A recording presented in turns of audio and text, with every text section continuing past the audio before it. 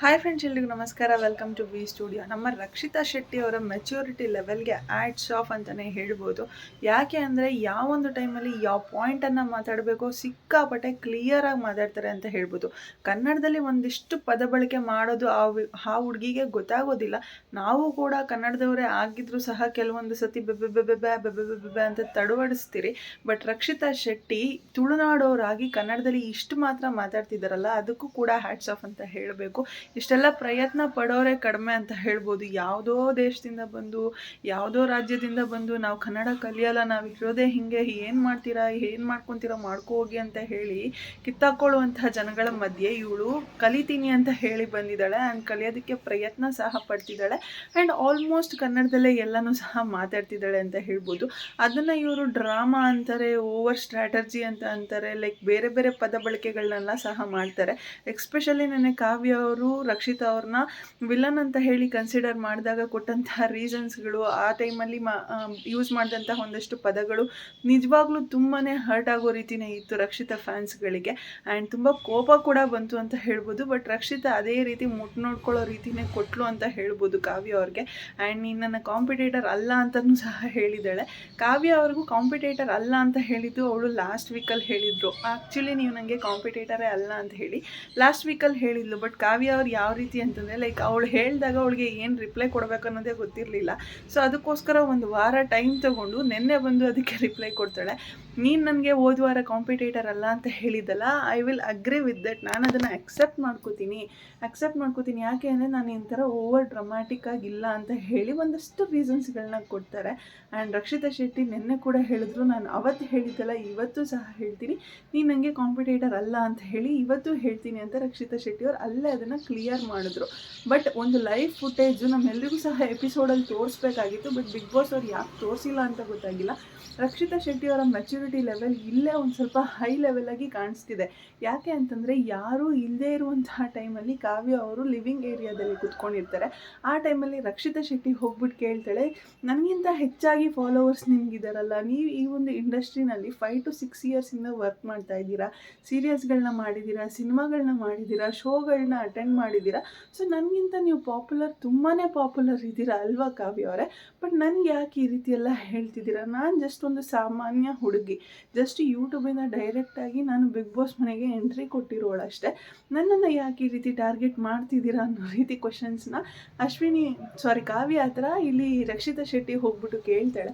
But ಕಾವ್ಯಗೆ ಹೇಳೋದಕ್ಕೆ ಏನೂ ಸಹ ಉತ್ತರ ಇರೋದಿಲ್ಲ.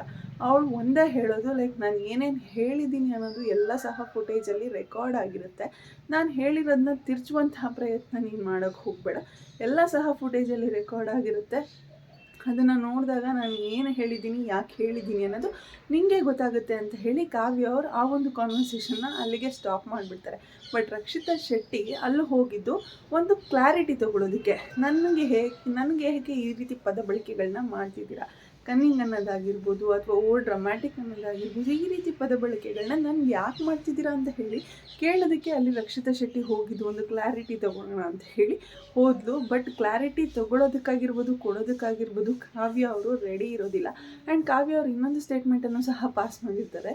ಲೈಕ್ ರಕ್ಷಿತಾ ಶೆಟ್ಟಿ ಏನಾದರೂ ತಪ್ಪು ಮಾಡ್ತಿದ್ದಾಳೆ ಅಂತ ಅಂದಾಗ ಅದನ್ನು ನಾವು ಯಾರಾದರೂ ಪಾಯಿಂಟ್ಔಟ್ ಮಾಡಿ ಹೇಳಿದ್ದೀವಿ ಅಂತಂದರೆ ನೆಕ್ಸ್ಟ್ ನಾಮಿನೇಷನ್ಗೆ ಅವಳು ಅವರನ್ನೇ ಟಾರ್ಗೆಟ್ ಮಾಡ್ತಾಳೆ ಅಂತ ಹೇಳಿ ಕಾವ್ಯ ಅವ್ರು ಈ ಪಾಯಿಂಟನ್ನು ಸಹ ಹೇಳಿರ್ತಾಳೆ. ಸೊ ಅದ್ರ ಬಗ್ಗೆ ಕ್ಲಾರಿಟಿ ಬೇಕಾಗಿರುತ್ತೆ ರಕ್ಷಿತಾ ಶೆಟ್ಟಿಗೆ. ನಾನು ಯಾವಾಗ ತಪ್ಪು ಮಾಡಿದ್ದೀನಿ, ತಪ್ಪು ಮಾಡಿದಾಗ ಯಾರಾದರೂ ತಪ್ಪು ಅಂತ ಬಂದು ಹೇಳಿದಾಗ ಅವ್ರನ್ನ ಯಾವ ರೀತಿ ನಾಮಿನೇಟ್ ಮಾಡಿದ್ದೀನಿ, ಏನು ರೀಸನ್ಸ್ ಕೊಟ್ಟು ನಾಮಿನೇಟ್ ಮಾಡಿದ್ದೀನಿ, ಇದೆಲ್ಲವನ್ನು ಸಹ ತಿಳ್ಕೊಳ್ಬೇಕು ಅನ್ನುವಂಥ ಆಸಕ್ತಿ ರಕ್ಷಿತಾಗಿರುತ್ತೆ.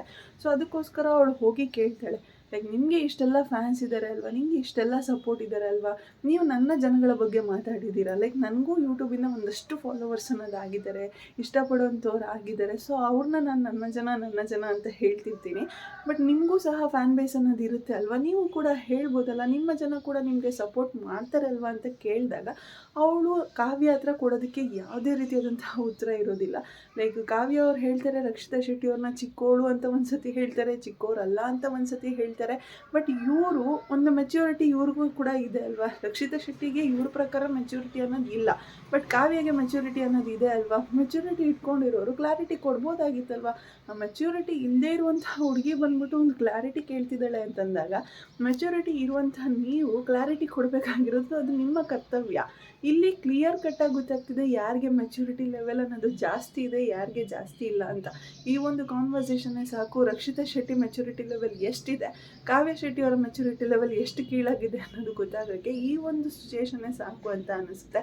ಆ್ಯಂಡ್ ಕಾವ್ಯ ಅವರು ರಕ್ಷಿತಾ ಅವ್ರ ಶೆಟ್ಟಿ ಬಗ್ಗೆ ಮಾಡ್ತಿರುವಂಥ ಒಂದಷ್ಟು ಸ್ಟೇಟ್ಮೆಂಟ್ಸ್ಗಳಿದೆಯಲ್ಲ, ನಿಜವಾಗ್ಲೂ ತಪ್ಪು. ಅದು ಆ ಸ್ಟೇಟ್ಮೆಂಟ್ಸ್ಗಳೆಲ್ಲ ಬೇಕಾಗೇ ಇಲ್ಲ. ಆ ವ್ಯಕ್ತಿ ಏನು ಅಲ್ವೋ ಅದನ್ನು ಪೋರ್ಟ್ರೇ ಮಾಡೋಕ್ಕೆ ತೋರಿಸ್ತೀವಿ, ಸ್ಟೇಟ್ಮೆಂಟ್ಗಳನ್ನ ಪಾಸ್ ಮಾಡ್ತಿದ್ದಾರೆ. ಲೈಕ್ ರಕ್ಷಿತಾ ಶೆಟ್ಟಿ ಏನು ಅಲ್ವೋ ಅದನ್ನು ತೋರಿಸ್ತಿದ್ದಾರೆ ಕಾವ್ಯ ಅವರು ಅಂತ ಅನ್ನಿಸ್ತಿದೆ. ಎಷ್ಟೋ ಬಾರಿ ಕಾವ್ಯ ಅವರೇ ರಕ್ಷಿತಾ ಶೆಟ್ಟಿ ಹತ್ರ ಹೋಗ್ಬಿಟ್ಟು ಅವ್ರು ಮಾಡ್ತಿರುವಂತಹ ತಪ್ಪುಗಳನ್ನು ಹೇಳಿ ಅದನ್ನು ರಕ್ಷಿತಾ ಶೆಟ್ಟಿ ಖಂಡಿತವಾಗ್ಲೂ ಬದಲಾಯಿಸ್ಕೊಂಡಿದ್ದಾಳೆ. ರಘು ಅವ್ರನ್ನ ನಾಮಿನೇಟ್ ಮಾಡುವಂತಹ ವಿಚಾರದಲ್ಲಿ ರಘು ಅವ್ರನ್ನ ನಾಮಿನೇಟ್ ಮಾಡಿದಾಗಿರ್ಬೋದು ಅಥವಾ ಅಭಿಷೇಕ್ ಅವ್ರನ್ನ ನಾಮಿನೇಷನ್ಗೆ ಬೇಡ ಅಂತ ಒಂದು ವೀಕಲ್ಲಿ ಅವಳು ಏನು ತುಂಬ ಓವರಾಗಿ ಕಿರ್ಚಾಡ್ಕೊಂಡು ಹೇಳಿರ್ತಾಳೆ. ಈ ಒಂದು ಸಿಚುಯೇಷನ್ನ ಅವಳು ಬೇರೆ ರೀತಿನ ಅರ್ಥ ಮಾಡಿಕೊಂಡು ರಘು ಅವ್ರನ್ನ ನಾಮಿನೇಟ್ ಮಾಡಿರ್ತಾಳೆ. ಹಾಗೆ ಅಭಿಷೇಕ್ ಅವ್ರನ್ನ ಬೇಡ ನಾಮಿನೇಷನ್ಗೆ ಅಂತ ಹೇಳಿರ್ತಾಳೆ. ಆ್ಯಂಡ್ ಅವಾಗ ಒಂದು ರೀಸನನ್ನು ಕೊಟ್ಟಿರ್ತಾಳೆ.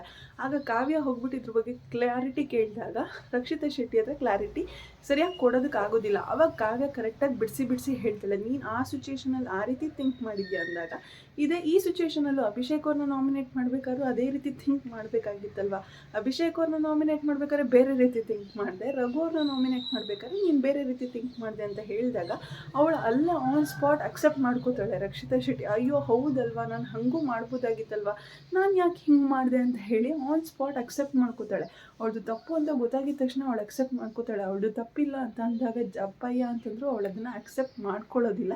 ಆ್ಯಂಡ್ ಅದೇ ರೀತಿ ನಿನ್ನೆ ರಕ್ಷಿತಾ ಅವ್ರಿಗೆ ಕ್ಲಾರಿಟಿ ಬೇಕಾದಾಗ ಹೋಗ್ಬಿಟ್ಟು ಕಾವ್ಯ ಅವ್ರ ಹತ್ರ ಕೇಳಿದಾಗ ಅವರೊಂದಷ್ಟು ರೀಸನ್ಸ್ಗಳನ್ನ ಕೊಟ್ಬಿಟ್ಟು ನಾನು ಯಾಕೆ ಈ ರೀತಿ ಮಾತಾಡಿದೆ ಅಂತ ಕ್ಲಾರಿಟಿ ಕೊಟ್ಬಿಟ್ಟಿದ್ದಿದ್ರೆ ಲೈಕ್ ಅವ್ರದ್ದು ತಪ್ಪಿಲ್ಲ ಅನ್ನೋ ರೀತಿ ಕಾಣಿಸ್ತಿತ್ತು. ಬಟ್ ಯಾವಾಗ ರಕ್ಷಿತಾ ಶೆಟ್ಟಿ ಅವ್ರು ಕೇಳಿದಂತಹ ಕ್ಲಾರಿಟಿಗೆ ನೀನು ಫುಟೇಜ್ ನೋಡ್ಕೋ, ನಾನು ಏನೂ ಹೇಳಲ್ಲ ಅಂತ ಹೇಳಿ ಈ ರೀತಿ ಕಾವ್ಯ ಅವ್ರು ಮಾತಾಡಿದ್ರು, ಖಂಡಿತವಾಗ್ಲೂ ನಿಜವಾಗ್ಲೂ ಎಲ್ಲರ ಕಣ್ಣಲ್ಲಿ ತುಂಬಾ ಕೀಳಾಗಿ ಕಾಣಿಸಿದ್ರು ಅಂತ ಹೇಳ್ಬೋದು. ರಕ್ಷಿತಾ ಶೆಟ್ಟಿ ಇಂತಹ ವಿಚಾರಗಳಲ್ಲಿ ತುಂಬಾ ಸ್ಟ್ರೈಟ್ ಫಾರ್ವರ್ಡ್ ಇದ್ದಾಳೆ. ಬಟ್ ಕಾವ್ಯ ಅವರು ಆ ರೀತಿ ಸ್ಟ್ರೈಟ್ ಫಾರ್ವರ್ಡ್ನೆಸ್ನ ತೋರಿಸ್ತಿಲ್ಲ. ಹಿಂದೆಗಡೆ ಕುತ್ಕೊಂಡು ಮಾತಾಡೋದು, ಬ್ಯಾಕ್ ಸ್ಟಾಬಿಂಗ್ ಮಾಡೋದು ಇದೇ ಆಗೋಗಿದೆ. ಬಟ್ ಗಿಲ್ಲಿ ಅವರ ವಿಚಾರ ಅಂತ ಬಂದಾಗ ಒಂದು ಸ್ವಲ್ಪ ಹರ್ಟ್ ಆಗ್ತಾರೆ. ಬಟ್ ಬೇರೆ ಯಾರ ಬಗ್ಗೆನೂ ಕೂಡ ಅವರು ತಲೆನ ಕೆಡ್ಸ್ಕೊಳೋದಕ್ಕೆ ಹೋಗೋದಿಲ್ಲ. ಏನು ಅನಿಸುತ್ತೋ ಅದನ್ನು ಹೇಳ್ತಿರ್ತಾರೆ. ಬಟ್ ಬ್ಯಾಕ್ ಸ್ಟಾಬಿಂಗ್ ಹಿಂದೆಗಡೆ ಹೋಗಿ ಹೇಳ್ತಾರೆ, ಡೈರೆಕ್ಟಾಗಿ ಫೇಸ್ ಟು ಫೇಸ್ ಹೇಳೋದಿಲ್ಲ.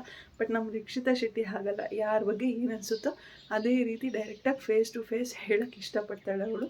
ಆ್ಯಂಡ್ ಯಾರಾದರೂ ಇವ್ರ ಬಗ್ಗೆ ಏನಾದರೂ ಅಂದಿದ್ದಾರೆ ಅಂತಂದಾಗ ಒಂದು ಕ್ಲಾರಿಟಿ ತೊಗೊಳಕ್ಕೆ ಹೋಗಿದ್ದಾಳೆ. ಅವಳು ಎಲ್ಲರ ಮುಂದೆನೂ ಸಹ ಕ್ಲಾರಿಟಿ ಕೇಳ್ಬೋದಾಗಿತ್ತು ಕಿರ್ಚಾಡಿಕೊಂಡು.